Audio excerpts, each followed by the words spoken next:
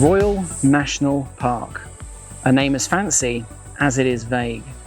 It was established in 1879 and is in fact the second oldest national park in the entire world after Yellowstone. Now, Royal National Park is stunning, but Yellowstone, it ain't. It's important to understand that the words national and park put together don't really mean much, or not that anyone has agreed to internationally, and Australia has been taking advantage of this for the last century and a half.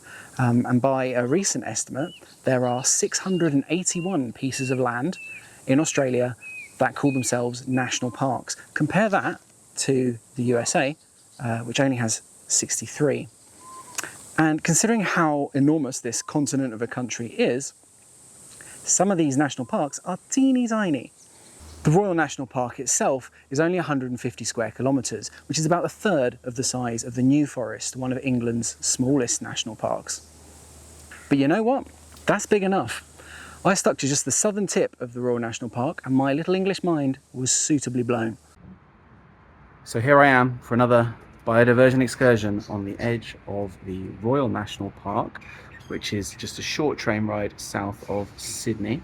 I'm in a place called Waterfall, which I think is named because it's near a waterfall. I don't even know if you'd call it a town. It seems to have a fish and chip shop, and that's about it, which is closed at the moment.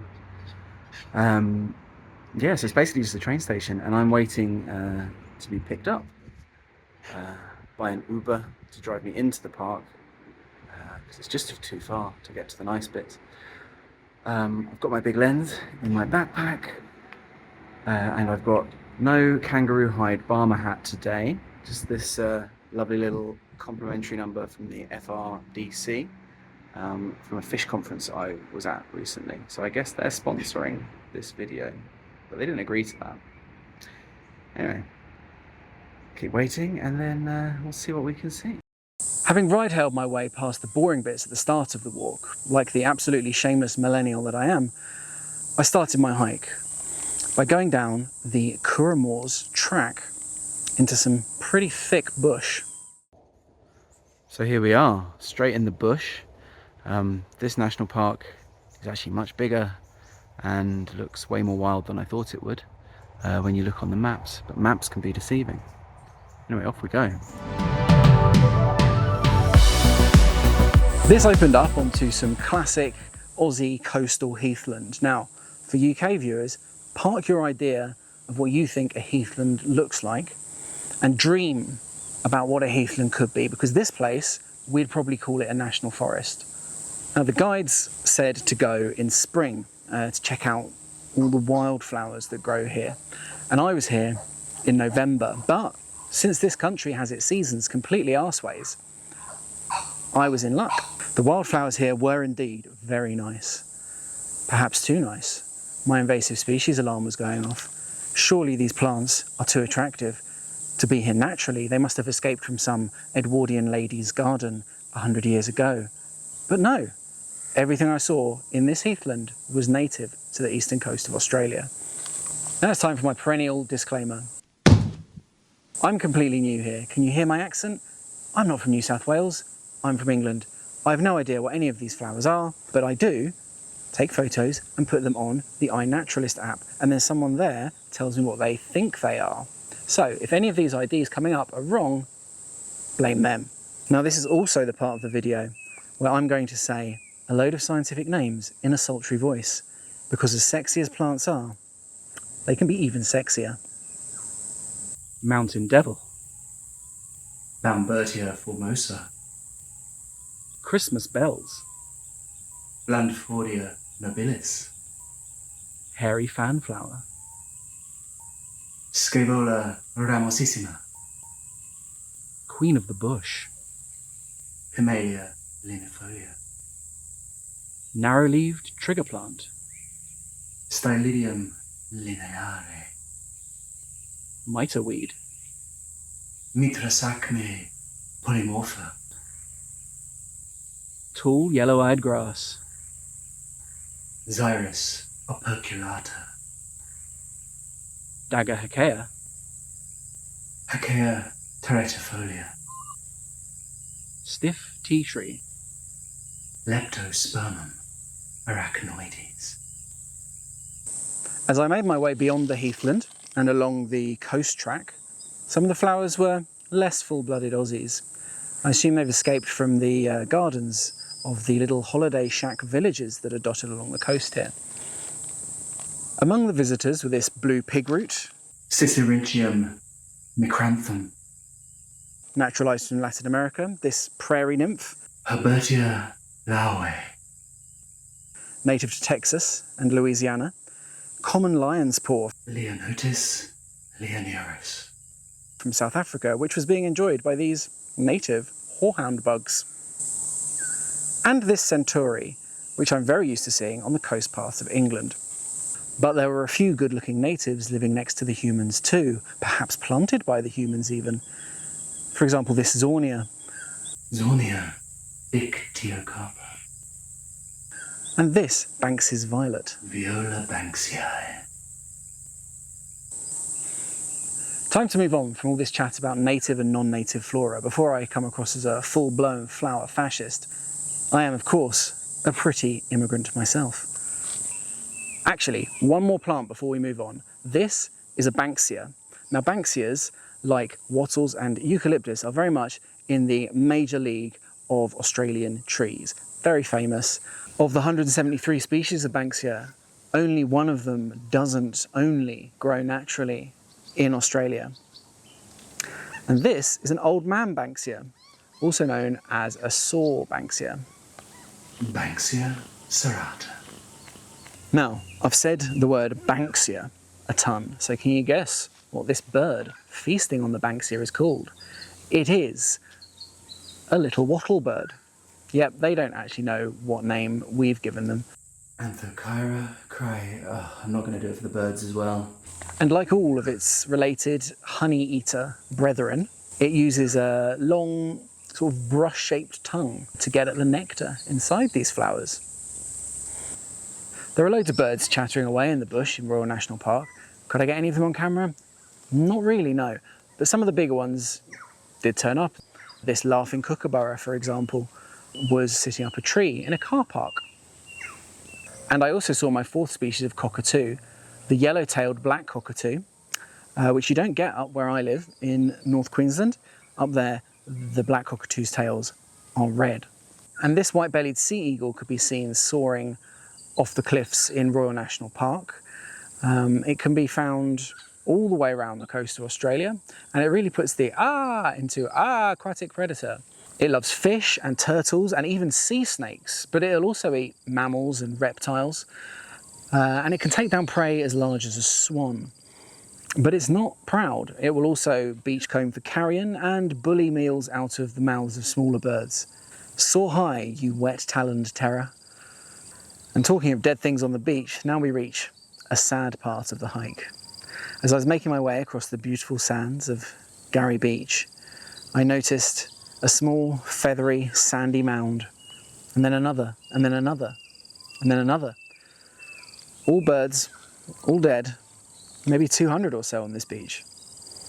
These were short-tailed shearwaters, but what could have happened to them? Was it avian flu? Was it climate change? I asked a guy on the beach. He said he knew someone right up in Brisbane, and it was happening on the beaches up there as well. And then I passed a couple of older people who said they'd been coming and staying in Royal National Park for 50 years. And they said it's been happening ever since they've been here. Now, if this level of bird mortality was happening on beaches in the UK, you'd be damn sure the Environment Agency would be having some kind of urgent investigation about it. It would be a news story. But here in Australia, the government and the bird charities and the websites I went on for this particular species of bird, it seems pretty normal. And I'm inclined to believe that. Unless, of course, the elderly couple I met were government agents. What you've got to understand is how hardcore these shearwaters are. Firstly, they're one of the most prolific seabirds in Australia. There's 23 million of them breed here every year in 285 colonies in the sort of southeast of the country. They migrate from here to the Arctic, which is a pretty long distance in its own right. But they don't go straight to the Arctic. No, they go actually further south into the Southern Ocean, where the food is really good. and then they feed there, and then they make their way up, end up in the Arctic, and then the route they take back to Australia is pretty much just bang straight across the Pacific. And that's a lot of flying, and they get tired, and they hit storms or they hit winds, they get hungry, and by the time they get all the way down to here, a load of them die. Which really puts my 17-kilometre hike into perspective. While we're talking about dead things, as I was walking along the beach, I spotted a dead purple shore crab, and also the remnants of what the iNaturalist community claimed was a Portuguese man-o'-war. Now these things act a bit like jellyfish, but they're not. They're colonial hydrozoans. They just drift around the ocean, catching things in their tentacles and delivering an excruciating sting. But it says a lot about Australia that when it comes to things that are painful and that can kill you on a beach, this is, you know, lower tier. Not everything was dead, obviously. These little blue periwinkles, for example, and their even prettier relative, the hilariously named pyramid noddywink. However, this grasshopper was hiding. And this copper-tailed Ctenotous, a type of skink, had lost its tail. Which begs the question, how do you know it's a copper-tailed Ctenotous at all? When lizards lose their tail like this, it's called autotomy. And the tail keeps twitching after the break to distract anything that's attacking the lizard. And it'll grow back more or less within 6 months to a year. But in the meantime, this guy is much more vulnerable. The lizard action continued down on Burning Palms Beach with this eastern water dragon. This is Australia's largest member of the dragon lizard family, the agamids. Confusing dragon fact, the very famous Komodo dragon is not actually a dragon lizard. It is, in fact, a monitor lizard. Aren't common names fun? Anyway, this water dragon is definitely a dragon lizard, and although this one's chosen the beach life, lots of them also live in cities, even big cities like Sydney, as long as the water quality is clean enough. Finally, I was nearing one of Royal National Park's main visitor attractions, the figure-8 pools. But after a warning from a couple of nervous-looking tourists coming the other way, I wondered if I would ever get there. So the main tourists, I guess, of Royal National Park is just here, but I don't think I can get there. It's called the figure-8 pools. They look nice, they're figure-8. They're pools in the rock. Because the tide is so very high. Some of the waves that are coming in over this rocky path we've got to walk through are absolutely huge. So I think I might give it a miss. But then some more people turned up and said the walk was fine. And it was. I can see why it might be dangerous, and people have actually died here. But at the time I went, as long as you stayed well away from the waves coming up and off the flat rock shelf where a big wave could sweep across, it was pretty safe.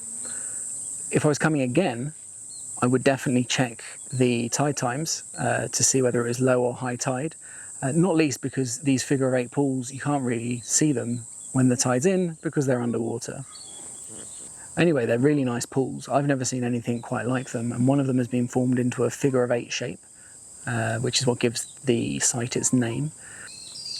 And they're really deep too. I think someone was claiming 3 meters deep. And there's all this lovely macroalgae growing up the sides, which is delightful.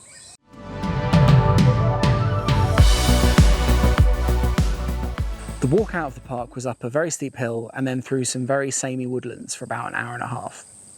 Don't get me wrong, very nice woodlands, but I didn't see much wildlife on this stretch. Will you listen to that? I think it's cicadas. It's deafening. And I finally ended up at a train station where there wasn't any trains, at least not for a while, but there were lots of birds. And now I'm at one of the loveliest train stations I've been to in a long time. It's called Otford. It's just south of Sydney, and it's surrounded by very tall trees and lots of birds, and there's no sense of like a town anywhere, and the track to it was like a trail, but there's no water tap, which is what I would like, and there's no toilets. The toilets are closed, but I don't need those. But maybe other people do. Anyway, step up your game, Otford, but you're very pretty. I don't think many of these birds were particularly rare, but I'd never seen any of them before because I live way up north. Except the rainbow lorikeets, of course, because you can't miss them literally anywhere you go in Australia. There were a pair of brown cuckoo doves, a fairly large brown pigeon with a long tail, and there was my second wattle bird of the day, this red wattle bird. They're named after the red bits on the side of their cheeks, the wattles, the red wattles. Red wattle bird. And they're known to form huge, noisy groups sometimes, but these guys seemed pretty chill. And finally, this eastern spinebill, which was just tiny and adorable. And there you go. That wraps up our biodiversion excursion to Royal National Park. How would I rate this place? With its home and away style beaches, its suicidal seabirds, its mathematical rock pools, and some of the sexiest wildflowers I ever did see? Well, I'd give it the royal seal of approval.